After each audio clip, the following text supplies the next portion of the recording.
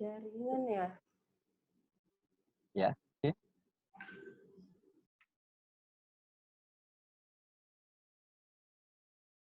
Saya lanjutkan ya. Tadi agak Silakan, terputus. Coach. Ya. Jadi kemudian kita harus punya kemampuan untuk membuat agenda pembicaraan mulai dari opening, improving dan closing ya. Nah, opening itu bobotnya seperti apa? Ya, kita batasi lah bobotnya itu 10% saja untuk openingnya. Ya, kemudian improvingnya seperti apa? Mungkin kita fokus improving itu 80% ya. Namun closingnya itu ya kita bisa padatkan 20 atau 10% saja ya. Jadi kita harus punya bobot yang jelas untuk setiap agenda yang kita ingin sampaikan.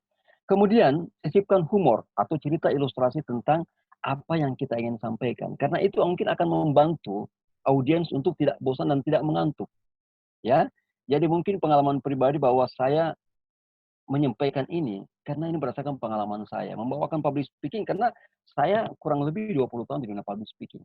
Saya juga bisa menyampaikan tentang selling karena saya juga lama di dunia selling.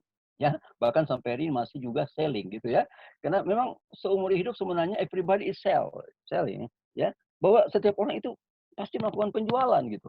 Ya, baik itu yang dijualkan itu produk atau mungkin jasa atau mungkin ide atau mungkin gagasan atau mungkin pemikiran. Ya, intinya hampir setiap orang itu melakukan selling. Nah, kemudian jangan Anda terfokus hanya kepada bahan utama yang Anda miliki. Ya, jadi produk presentasi Anda itu bukan hanya apa yang Anda siapkan gitu ya, tapi diri Anda sendiri. Ya, jadi diri Anda sendiri itu akan menjadi bahan yang menarik buat audiens Anda. Ya, itu mudah-mudahan Anda bisa lakukan. Ya. Nah, kemudian Anda harus mendeteksi atau memilih materi yang dibutuhkan oleh audiens Anda. Ya. Jadi kalau Anda tahu bahwa ternyata audiens Anda itu orang-orang yang bekerja di dunia instansi gitu ya. Anda bicara tentang dunia mereka gitu. Kalau Anda tahu mereka adalah wira swasta, swasta gitu. Yang bekerja tanpa jadwal yang kaku, yang ketat. Nah, Anda juga harus bicara dunia mereka. Ya, seperti itu ya. Nah, kemudian Anda harus memilah dan memilih materi yang dibutuhkan. Ya, jadi Anda fokus kepada hasil pemilihan Anda tadi. Bahwa, oh ini mungkin lebih penting. Nah, ini harus diulang-ulang gitu. Oh, ini mungkin yang kurang penting. Ini harus saya kurangin gitu. Ya, jadi Anda harus pandai untuk mengatur materi yang Anda bawakan. Sehingga betul bisa menarik buat audiens Anda. Kemudian yang terakhir, pertanyaannya, pembicaraan sukses itu seperti apa, Coach ya? Seperti apa, Bang? Nah, ternyata seorang pembicara yang sukses itu adalah pembicara yang betul-betul fokus. Fokus kepada materi poin yang penting yang dia miliki. Ya, dan itu yang betul-betul dia sampaikan kepada audiensnya sehingga audiensnya betul-betul menangkap apa yang dia maksudkan. Oke, jelas ya? Nah, baik. Saya ingin lebih fokus kepada yang namanya sales presentation. Jadi presentasi seorang penjual atau sales. Jadi yang pertama adalah opening Anda. Anda harus menyampaikan sesuatu yang memang akan membangun hubungan Anda dengan audiens Anda. Membangun keakraban Anda dengan audiens Anda di awal gitu ya. Seperti tadi misalnya saya atau Mas Ari itu menyampaikan sesuatu yang mungkin lagi berhubungan saat ini seperti apa kondisinya ya. Kemudian mulai bertanya apa kabarnya gitu kan. Oke. Nah, mudah-mudahan kabarnya bukan sekedar sehat saja tapi hebat gitu ya. Nah, kalau Mario Teguh mungkin punya salam super, yang lain juga punya mungkin salam dahsyat ya. Nah, kalau Bung Askar ini punya salam namanya salam hebatnya. Sebenarnya kalau saya bilang salam hebat, teman-teman di seminar itu biasa mengatakan menjawab wow hebat. Nah, gitu. Jadi mudah-mudahan teman-teman sekalian menjadi orang-orang yang hebat gitu ya, walaupun dalam kondisi yang tidak mudah saat ini. Nah, kemudian yang kedua adalah improving. Ya, improving itu adalah pengembangan dari topik Anda pilih. Nah, apa yang Anda lakukan di saat itu? Anda harus menjelaskan keunggulan produk Anda, ya. Jadi produk Anda yang Anda yakini kebenarannya, keunggulannya, Anda harus sampaikan itu.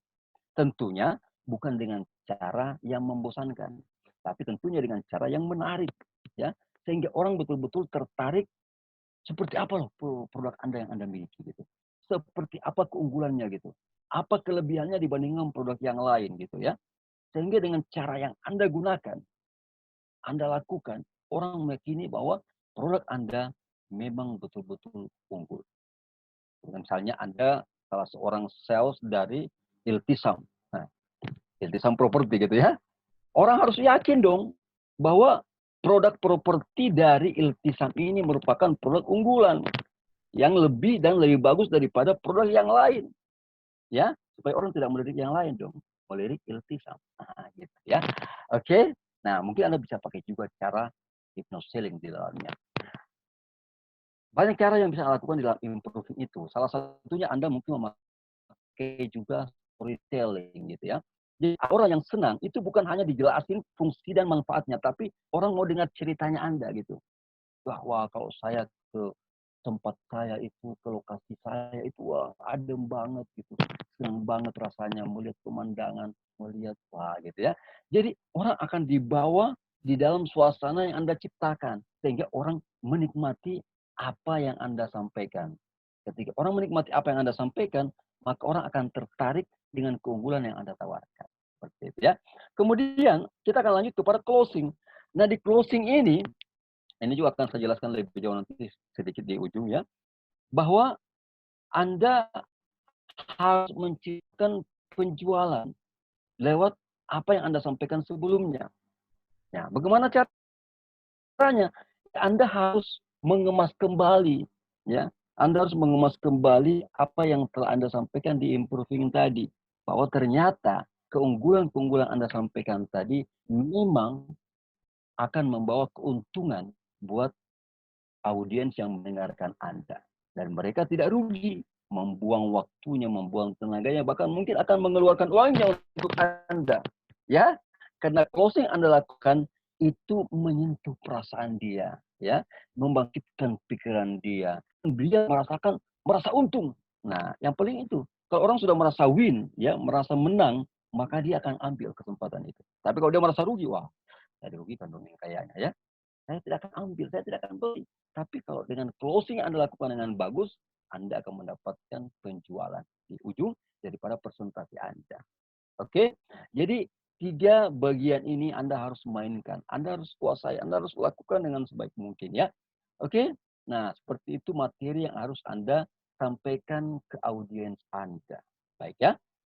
Kemudian yang terakhir, yang tidak kalah pentingnya bukan hanya menyusun sebuah konsep, sebuah materi yang saya katakan tadi, Anda memiliki yang namanya golden konsep. Konsep yang bernilai emas, ya. Sesuatu yang mahal, sesuatu yang istimewa, sesuatu yang unik. Tapi bagaimana Anda menyampaikan, ya, mendelivery, ya, membawa materi Anda itu sampai kepada audiens Anda, ya. Nah, tentunya ada cara-cara yang Anda harus lakukan sehingga materi yang Anda sampaikan itu betul-betul bisa diterima dan disenangi oleh audiens Anda. Dan metode ini memiliki beberapa elemen, ya. Tolong Anda perhatikan baik-baik. Nah, yang pertama adalah yang namanya teknik vokal, ya. Jadi seorang public speaker, seorang pembicara publik, yang utama diperhatikan adalah vokalnya gitu ya. Seperti apa nada bicaranya, intonasinya, ya. Apakah flat, ataukah dia bergelombang gitu. Itu kan diperhatikan. Stressingnya seperti apa, apakah dia mampu membedakan mana yang penting, mana yang tidak penting, ya. Atau mungkin semuanya flat, wah jangan juga. Ya, orang akan bosan. Kemudian speednya Anda berbicara. Ada orang, oh selalu cepat. Ah, itu salah juga. Ada juga yang lambat. Ya, itu salah juga. Jadi Anda harus punya speed yang diatur sedemikian rupa sesuai dengan kebutuhan apa yang Anda sampaikan. Oke? Nah, ini yang penting. Kemudian artikulasi, kejelasan pelafalan kata Anda. Jadi kata-kata yang keluar dari mulut Anda harus terdengar jelas kepada orang yang mendengarkan Anda. Karena kalau Anda ngomong tidak jelas, akan Anda berkumur-kumur, gitu ya, berbisik-bisik. Nah, itu bahaya. Orang nanti salah persepsi, orang salah pengertian, dan mungkin tidak menangkap apa yang Anda maksudkan. Dan itu tidak bisa terjadi, apalagi dalam dunia selling. Ya. Kemudian ada infleksi namanya, ada lagu kalimat, apalagi orang daerah, nah gitu ya. Biasanya ada muncul dialek-dialek yang berlogat-logat daerah gitu. Itu harus dihindari. Nah sekarang kita harus belajar berbicara berbahasa Indonesia yang baik dan benar. Sehingga orang hanya tahu bahwa kita ini adalah bangsa Indonesia. Gitu ya. Jadi bahasa nasional yang orang tangkap, bukan bahasa daerahnya. Wah, ini orang dari Jeneponton. Ini orang dari Bugis nih. Ini orang dari mana nih? Jadi usahakan bahwa Anda lebih dipahami atau dikenal sebagai orang yang memiliki bahasa nasional. Oke?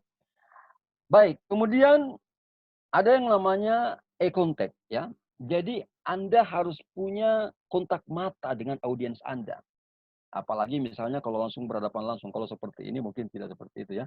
Tapi seakan-akan Anda berhadapan langsung dengan audiens Anda dan menatap mata mereka. Sehingga terjadi kontak mata. Dan karena orang dulu mengatakan ya, dari mata turun ke hati. Nah gitu, artinya ketika Anda bertatapan mata dengan orang, tapi dengan lembut ya, bukan dengan tajam ya. Apalagi sinis, jangan. Tapi dengan lembut, maka orang akan merasa diperhatikan. Orang akan merasa senang. Wah, saya diperhatikan dong. Misalnya dengan Bu Aska, saya diperhatikan dong dengan Mas Hari. Orang dia melihat mata saya, dia memperhatikan saya. Nah, orang akan memperhatikan Anda selanjutnya ya. Kemudian yang tidak kalah pentingnya adalah gestur.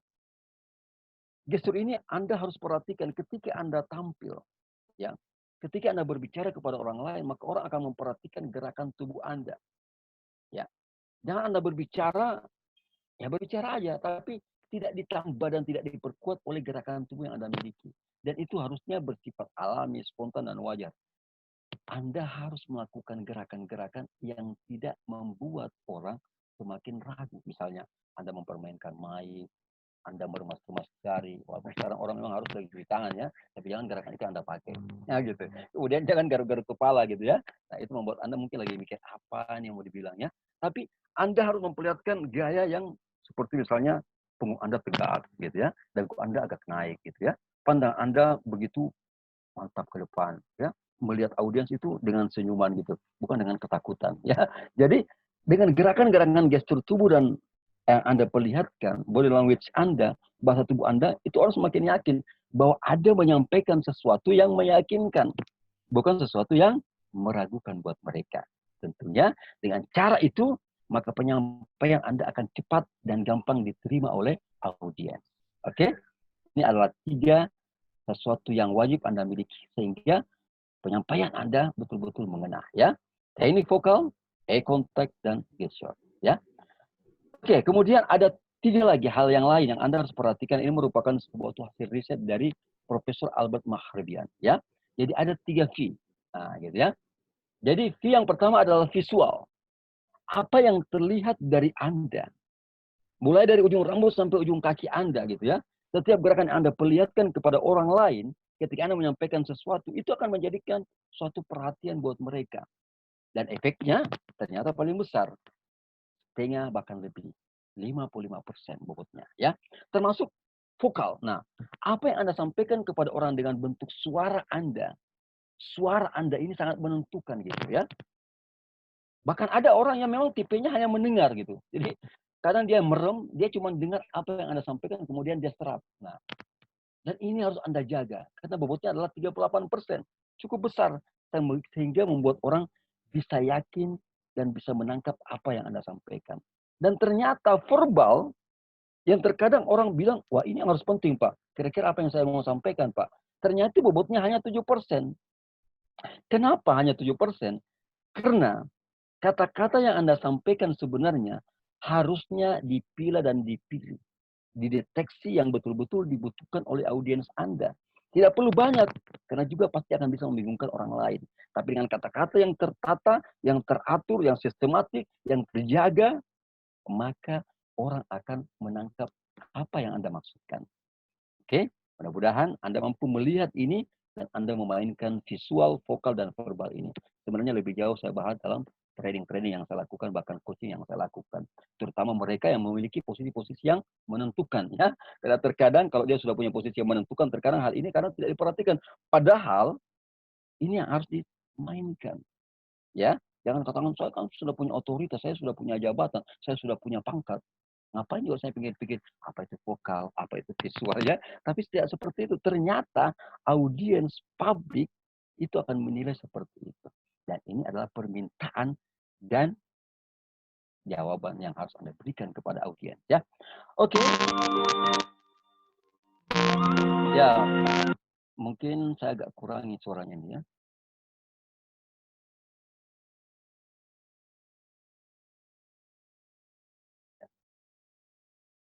Ya, jadi saya menyampaikan bahwa saya memiliki sebuah formula rahasia yang saya terapkan sendiri selama kurang lebih saya 20 tahun di dunia public speaking ya. Dan ini mudah-mudahan mampu memberikan kita satu inspirasi ya, bahwa ternyata untuk tampil itu memang tidak mudah. Tapi bukan tidak mungkin. Bahkan untuk menjadi is the best, menjadi terbaik ya. Dan ini yang saya lakukan sehingga mungkin saya menjuarai beberapa perlombaan tentang pidato, ceramah dan sebagainya ya. Tapi ingatlah bahwa kalau saya bisa, Anda juga pasti bisa ya. Oke, yang pertama itu yang bernama ya dengan huruf konsonan yang A ya. A ini adalah antusias ya.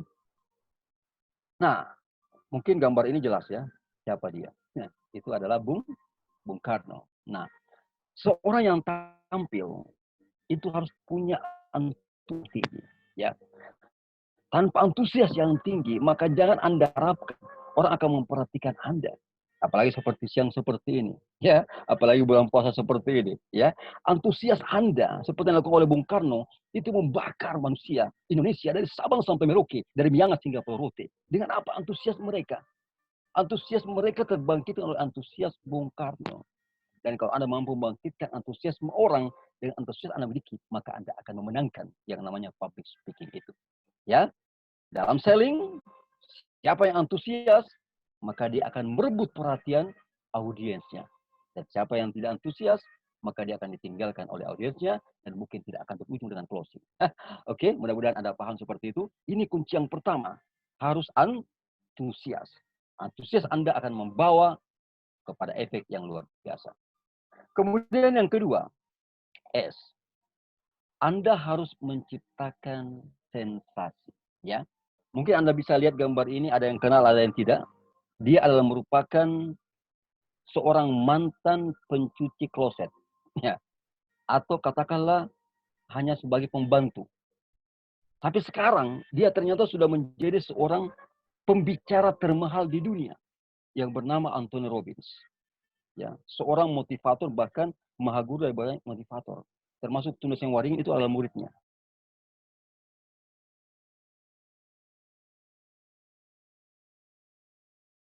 Kejutan kepada audiensnya. Dia menciptakan karya pertama namanya Unlimited Power, ya. Jadi kekuatan tanpa batas, gitu. Dan ketika Anda mampu menciptakan sebuah sensasi, Anda bahkan tidak diketahui siapa latar belakang Anda. Background Anda orang tidak akan perhatikan lain. Kenapa? Karena dia akan terpukau, terpesona dengan sensasi seperti yang dilakukan oleh seorang Anthony Robbins. Ya, dia hanya tamatan SMA loh ya. Dia bukan sarjana, tapi dia mampu memukau para sarjana. Dia mampu memukau para pejabat, para orang-orang penting di dunia, bahkan beberapa kepala negara, dia mampu taklukkan dengan sensasi yang dia sampaikan. Oke? Itu yang kedua, sensasi. Kemudian yang ketiga, yaitu kreatif. Ya, jadi Anda seorang pembicara publik, Anda harus mampu mengolah dan menguasai sesuatu yang baru. Ya, Anda harus menciptakan sesuatu yang baru. Mungkin Anda perhatikan siapa dia. Ya, itu seorang motivator nasional Indonesia, seorang Tundesem Waringin, ya, yang baru-baru ini kena COVID-19 ya. Ya, alhamdulillah dia selamat ya, dia sembuh. Nah, kenapa? Karena dia mampu menciptakan beberapa karya yang mungkin orang belum miliki. Misalnya dia pernah menciptakan yang namanya financial revolution, ya. Bahkan financial revolution ini yang membuat dia sampai membuang uang dari atau hujan uang ya. Nah, bayangkan barusan ada orang hujan uang gitu. Kemudian dia mampu menciptakan penjualan yang sangat dahsyat gitu dari bukunya namanya Marketing Revolution. Ya. Dalam satu hari mampu terjual kurang lebih 10.000 lebih. 10.000 eksemplar dalam satu hari. Itu sebuah rekor ya. Nah, jadi ketika Anda kreatif, Anda akan mampu mengolah hal-hal sesuatu yang lama mungkin menjadi sesuatu yang baru. Ya. Dan seperti yang dilakukan oleh Tunis yang Waringin. Karya terakhirnya adalah Life Revolution. Ya, bahkan akan muncul lagi Property Revolution. Ya, bahkan yang bicara ini sekarang juga memiliki hal yang sama. Saya juga menciptakan karya namanya self revolution, ya. Katanya mirip, ya, tapi beda, ya. Jadi masing-masing kita memiliki kreasi sendiri. Nah, kemudian yang selanjutnya adalah akurat. Nah, jadi Anda ketika berbicara dengan audiens Anda, orang akan memperhatikan akurasi yang Anda miliki. Betulkah data yang Anda sampaikan itu benar atau tidak? Cocok atau tidak? Mampu diakui atau tidak? Ya, seperti mungkin gambar yang Anda lihat, mungkin Anda kenal sebagian, ya. Namanya Hermawan Kertajaya atau HK. Ya, Pak Hermawan Kertajaya ini adalah guru dulunya, ya, guru matematika. Tapi kemudian dia mampu untuk mengeksplorasi dirinya sehingga saat ini bukan lagi dikenal sebagai guru, tapi menjadi pakar marketing dunia. Ya, maka asosiasi marketing dunia itu memilih dia menjadi salah satu presidennya. Nah, kenapa? Karena akurasi pemikiran yang dia miliki mampu dia tuangkan dalam berbagai karya-karya tentang marketing yang dia miliki. Ya, sehingga bahkan marketing 4.0 hari ini yang kita nikmati itu juga hasil karya beliau dengan gurunya atau dengan partnernya yaitu Philip Kotler di level dunia, ya. Dan ini adalah hasil dari akurasi. Begitupun Anda dalam selling, ketika Anda memiliki akurasi yang hebat, maka orang akan mengakui Anda. Dan tentunya orang akan beli dari Anda. Oke? Baik, itu yang keempat. Kemudian yang terakhir adalah relax. Nah, ya. Relax. Nah, oke, relax. Nah, Anda mungkin mengenal sosok ini juga. Ya kan gitu. Walaupun baru-baru turun dari kursi kekuasaan, ya. Beliau adalah Bapak Yusuf Kala, ya. Mungkin kehebatan beretorika dia tidak terlalu punya. Tapi hati-hati, kemampuan relaksasi yang dilakukan, mampu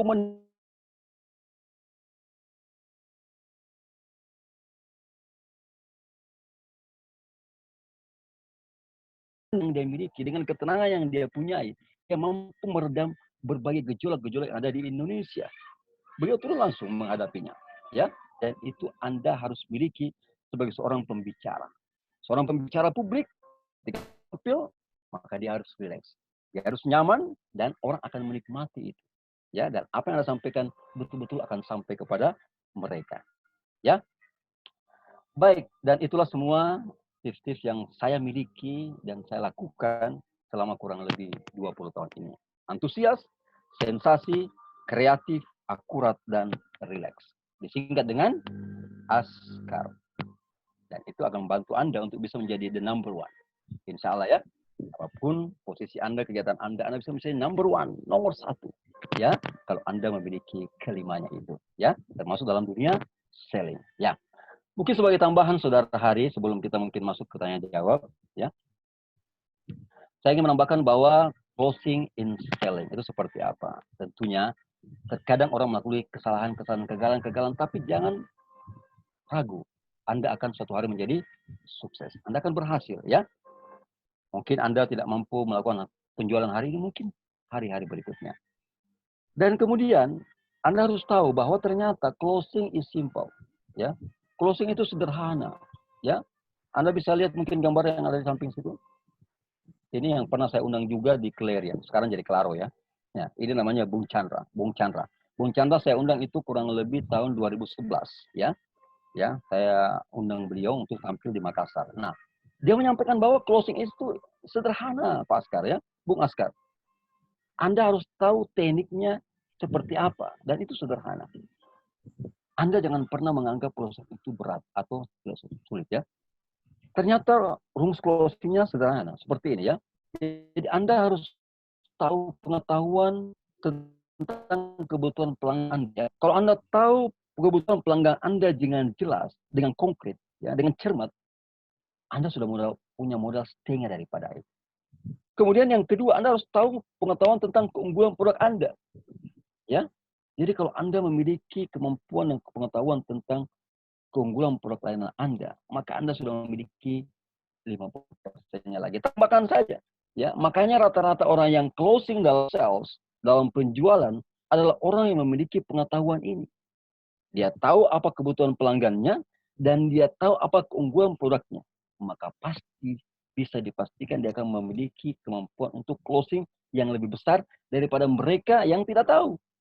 Ya, jadi banyak orang yang masuk jadi sales, jadi marketing, jadi pebisnis, ternyata dia tidak betul-betul paham tentang kebutuhan pelanggan dan tidak betul-betul tahu dan paham tentang keunggulan produk dan layanan mereka. Sehingga apa? Closing yang diharapkan tidak tercapai. Oke? Nah, kemudian closing itu memiliki waktu, ya. Jadi jangan lakukan closing pada waktu yang tidak tepat. Nah, diantaranya adalah lakukan closing pada saat pelanggan Anda hendak, ya, membeli, ya. Jadi ketika Anda sudah melihat orang itu sudah mulai punya keinginan membeli, gitu ya. Wah, kayaknya bagus nih ya. Nah, gitu. Berarti dia punya keinginan. Di saat itu Anda punya kemampuan untuk meng-closing dia. Jangan sampai lewat.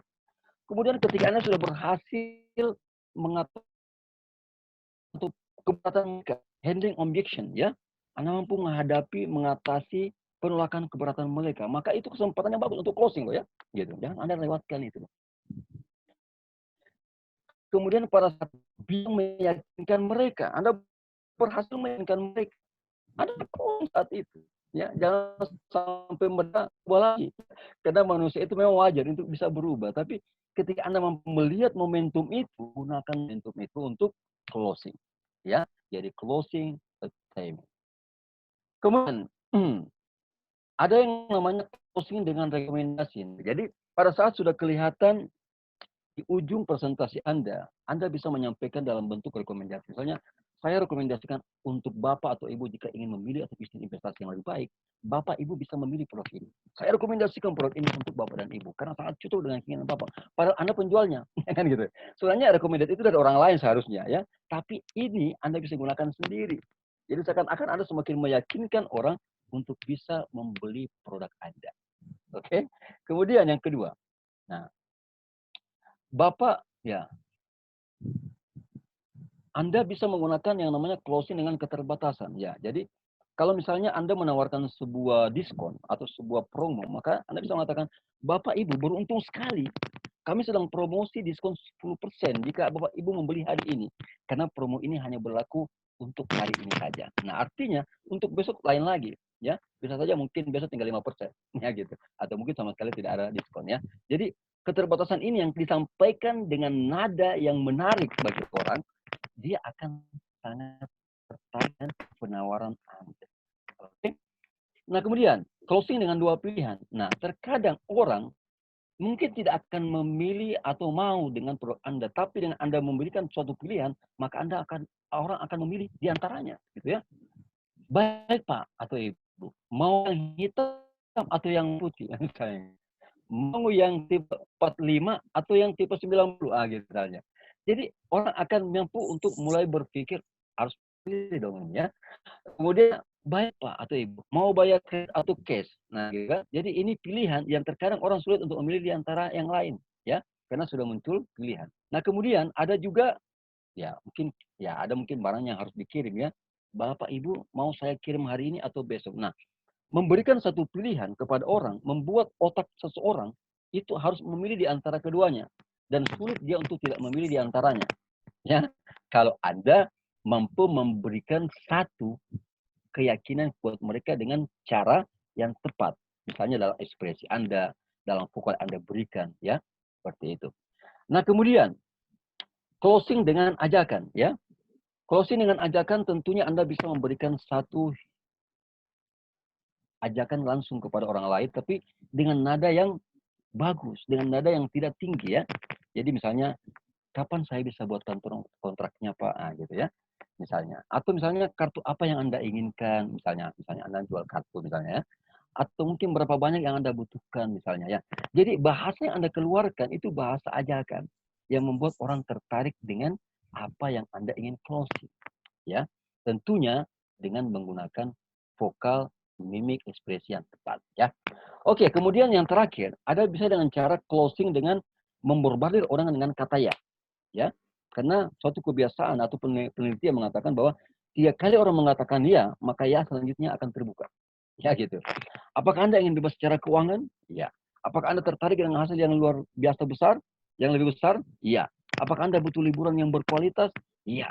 Nah, selanjutnya adalah apakah Anda mau kerja yang menguntungkan? Apakah Anda senang bila kita bekerja sama dengan demi kebaikan banyak orang? Yes. Nah, kata ya itu akan muncul ketika diulang-ulang, ya. Dan memang itulah tabiat manusia. Ketika dia diberikan satu pengulangan yang bagus, maka dia akan mengulangi dengan hal yang sama. Ya, oke. Seperti itulah teknik closing yang mungkin saya bisa sampaikan di ujung penyampaian saya ini. Dan yang paling penting adalah setelah closing itu apa lagi, ya. Jangan sampai berpikir closing selesai. Jangan seperti itu. Anda harus memikirkan yang pertama adalah service, pelayanan yang tulus, ya. Bahwa Anda ingin berhubungan lagi dengan orang tersebut, ya. Bukan hanya Anda hari ini dapat penjualan dari dia atau mendapat dari dia, dan dengan tulus selanjutnya. Oke, kemudian selanjutnya adalah Anda memberikan education. Ya, seperti misalnya saat ini Anda diberikan webinar, ya, oleh Iltisam. Itu adalah bentuk daripada lanjutan daripada closing, ya, gitu ya. Jadi Anda memberikan suatu pendidikan yang bermanfaat bagi pelanggan Anda atau mungkin orang-orang yang berada di dalam lingkup pekerjaan Anda, dalam bisnis Anda. Ya, kemudian yang terpenting juga adalah developing, ya. Anda harus melakukan selalu pengembangan-pengembangan. Termasuk adalah pengembangan diri, ya. Jadi self developing, ya. Jadi bagaimana mengembangkan diri Anda, mengembangkan orang-orang yang bekerja dengan Anda, orang-orang yang membutuhkan produk Anda, jasa Anda, itu sangat dibutuhkan, ya. Dan hari ini webinar ini juga memberikan hal yang seperti itu. Mudah-mudahan, ya, Mas Hari ya. Jadi mungkin seperti itu materi yang saya bisa. Mudah-mudahan semua yang mendengarkan apa yang saya sampaikan ini mampu menangkap dengan baik. Dan kalau Anda mampu menangkap dengan baik, tentunya saya yakin Anda menjadi salah satu orang yang sukses dalam dunia selling. Oke? Saya kembalikan kepada Mas Hari. Oke, baik. Terima kasih banyak Coach Askar. Sangat powerful materinya, lengkap sekali ya. Mulai dari public speaking hingga closing ya. Sangat-sangat lengkap saya kira ya. Oke, baik. Baik teman-teman sekalian. 1 jam ya kurang lebih materinya Coach Askar. Mudah-mudahan dapat ditangkap dengan baik apa yang kemudian sudah disampaikan oleh narasumber kita pada siang hari ini. Kita lanjutkan ke sesi tanya-jawab. Saya lihat sudah ada beberapa pertanyaan yang antri di sini. Ada 2 pertanyaan, Coach. Tapi sebelumnya saya mau ingatkan lagi untuk teman-teman dan juga Coach Askar, ini pakai time limit aplikasinya, jadi setiap 40 menit ini dia otomatis putus. Jadi teman-teman bisa klik lagi sebentar apabila putus, ya dia ada time limitnya ini, Coach. Ini sudah menuju 33 menit, jadi nanti kalau sudah 40 menit dia otomatis putus sendiri ya. Teman-teman klik lagi linknya seperti yang teman-teman lakukan tadi, klik lagi link webinarnya untuk kembali terhubung di room ini. Baik, kita masuk ke pertanyaan pertama, Coach. Ini agak panjang, saya bacakan saja mungkin ya, Coach. Jadi pertanyaan dari Pak Kamarudin Ngemba, agak panjang nih, Coach. Mohon disimak. Bagaimana teknik atau tips public speaking untuk seorang trainer? Contohnya, saya punya usaha training dalam bidang kontrol otomatis, yang mana semua industri pasti menggunakan sistem kontrol otomatis. Karena jasa, maka hasilnya langsung dirasakan oleh customer atau peserta training. Adapun peserta training kami batasi maksimal 5 orang dan minimal 3 orang. Nah, kira-kira bagaimana Coach tekniknya public speaking untuk seorang trainer? Ya, baik. Jadi seperti yang saya kembangkan juga di dalam lembaga yang saya buat, yang namanya Global Genius Public Speaking, itu memiliki ya. Jadi ada level basic. Nah, gitu ya. Nah, seperti yang saya uraikan tadi sebenarnya dia masih dalam kategori level basic, ya. Ada yang namanya mental programming atau mental developing, kemudian ada yang namanya material development, ya, itu pengembangan materi, kemudian ada pengembangan metode developing, ya, pengembangan metode. Nah, itu basic, ya. Jadi untuk hari ini sebenarnya saya masih mulai dari basic dulu, ya. Mulai ada yang mau lanjut, kita bisa lakukan lagi. Nah, pada level selanjutnya ada yang namanya intermediate level, ya, gitu ya. Jadi level lanjutan. Level lanjutan itu saya berikan yang namanya vocal power, ya. Jadi bagaimana mengembangkan kekuatan vokal orang. Kemudian ada penguatan visual power, ya.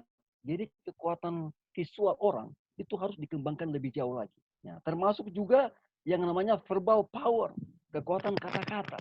Ya, jadi di level inter itu dikembangkan lebih jauh. Ya, Itu tapi tidak berhenti sampai di situ, ya, tidak berhenti sampai di situ. Ada yang namanya level selanjutnya, yaitu level mahir atau advance. Ya. Di level advance, saya akan meng-coach orang atau mengarahkan orang untuk lebih memahami yang namanya humans. Memahami apa itu manusia, seperti apa itu manusia, dan bagaimana kita bisa mempengaruhi manusia itu, human itu, ya. Kemudian harus memiliki yang namanya humorik, ya, humoris. Nah, Anda bagaimana bisa menghibur orang yang Anda hadapi, audiens yang Anda hadapi, ya. Cara Anda memberikan jokes, memberikan lelucon, memberikan apa yang membuat orang tersenyum, minimal tersenyum, ya. Apalagi bisa tertawa bersama Anda, ya. Nah, cara-cara yang Anda lakukan seperti itu, Anda harus gunakan dengan baik. Kemudian ada yang namanya hipnotik, ya, memberikan hipnosis kepada orang lain, ya, mempengaruhi alam bawah sadar orang lain gitu. Seperti yang ajarkan mungkin kemarin hypnoselling, tapi ini hypno speaking, ya. Jadi speaking yang menghipnosis orang lain seperti apa. Nah, di level ini adalah level trainer, ya. Di level ini adalah level trainer. Nah, tapi saya tambahkan lagi, ternyata masih ada level berikutnya, ya. Jadi ada namanya master level. Nah, ini yang baru-baru saya ciptakan di tahun 2020 ini, master level namanya. Jadi orang-orang yang sebenarnya dia sudah trainer, tapi ingin mau diangkat lagi, mau di-upgrade lagi, masih ada. Bagaimana? Ada namanya 3C, ya gitu. Yang pertama adalah dia harus punya C yang pertama, karakter, ya. Jadi dia harus mengenal dirinya dan mengenal audiens gitu. Kalau kekuatan karakter itu kalau Anda miliki, maka Anda mengguncang audiens Anda. Tidak mungkin Anda bisa mengguncang perasaan, pikiran orang, audiens, pikir yang kuat. Tidak mungkin. Apalagi menjadi trainer, apalagi menjadi master trainer, tidak mungkin.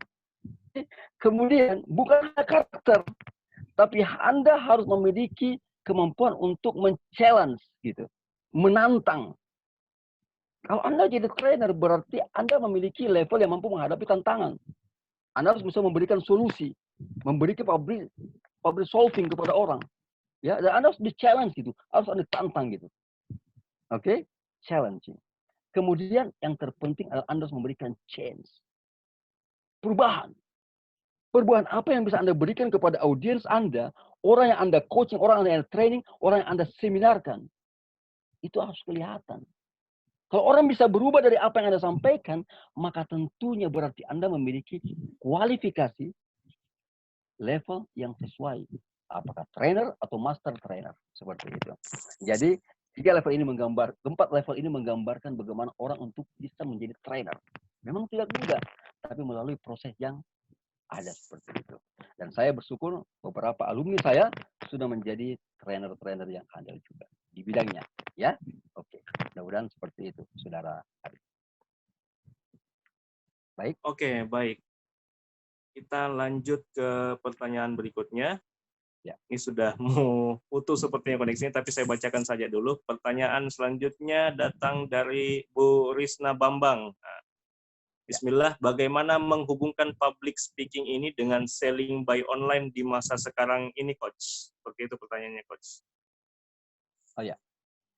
Jadi pada dasarnya public speaking itu tidak terpengaruh daripada sekarang ini kita beralih saja dari traditional media kepada digital media, ya. Hanya media yang berubah, ya. Tapi apakah Anda berubah? Kan tidak harus, ya kan gitu. Sebagai person yang bermain dalam sebuah media, Anda tetap menjadi seorang public speaker, ya. Hanya media yang berubah. Tapi Anda akan teruji oleh media itu.